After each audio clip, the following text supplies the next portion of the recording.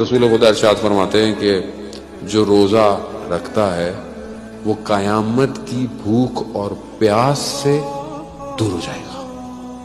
یعنی آج اگر ہم بھوکے پیاسے رہ رہے ہیں تو قیامت میں جو بھوک اور پیاس ہوگی اور ہوگی وہاں کچھ بھی نہیں ہوگا. وہاں پہ جو پتہ نہیں کیا ہوگا. یہ تو آئمہ اگر ہمیں نہ بتاتے روایات کی روشنی میں کہ قیامت کے حال کیا ہیں, ہمیں کیا بتا ہوتا کیا ہے.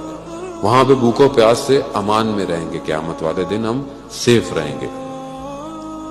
اور خداوند متعال جو روزے دار ہے اس کو جہنم سے بیزار کر دے گا. یعنی جہنم کی آگ, آپ کو پتا ہے نا, پہلا اشرا رحمت, دوسرا مغفرت, پھر جہنم کی آگ سے نجات. ایک کھجور سے افطار کسی کو کرا دینا جہنم کی آگ سے نجات ہے. ایک کھجور آپ کریں, ایک دوسرے کی افطاریاں کیا کریں. یا مثلا آپ یہاں مسجد میں کرتے ہیں سب افطاری, اس میں اپنا کنٹریبیوشن ڈالیں, چاہے ایک کھجور لا کے دے دیں. کم از کم آپ کی ایک کھجور سے آپ کی تو جہنم بچ جائے گی. اب بولیں گے میں اتنا نہیں دے سکتا, میں آپ نہ دیں. کس نے کہا آپ ایک پانی کا گلاس دے دیں کسی کو. اپنی جہنم کی آگ کو میں نے خود بچانا ہے. عزیزان محترم, میں دوسروں کو, ہم لوگ بھی مولانا تو دوسروں کو درد دیتے ہیں, خود کیا کرتے ہیں. عزیزان, میں بڑی کوشش کرتا ہوں کہ رمضان میں اپنے حساب سے بھی کچھ لوگوں کو افطار کراؤں.